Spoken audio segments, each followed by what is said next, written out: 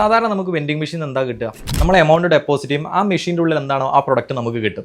എന്നാൽ ഹാപ്പിനെസ് കിട്ടുന്ന vending machine നിങ്ങൾ കണ്ടിട്ടുണ്ടോ? 2010 ന്യൂയോർക്കിൽ നടത്തിയ കോളേജിൻ്റെ ഒരു ക്യാമ്പയിൻ ആയിരുന്നു ഹാപ്പിനെസ് മെഷീൻ എന്ന് പറയുന്നത്.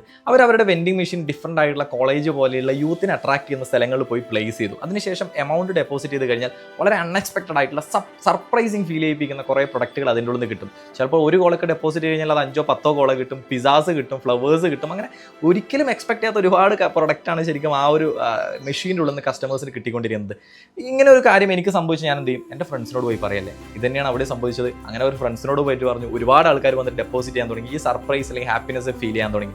അത് തന്നെയാണ് ഹാപ്പിനെസ് മെഷീൻ എന്ന് പറയുന്നത്.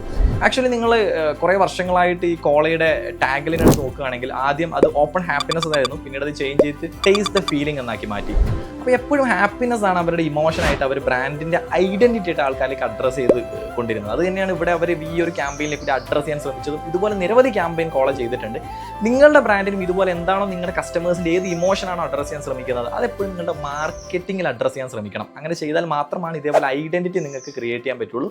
നിങ്ങൾ എപ്പോഴും നിങ്ങളുടെ മാർക്കറ്റിംഗ് അത് ജസ്റ്റിഫൈ ചെയ്യാൻ ശ്രമിച്ചുകൊണ്ടിരിക്കണം എന്നുള്ളതാണ് ഈ ക്യാമ്പയിൻ നമുക്ക് പഠിപ്പിച്ചിരുന്നത്.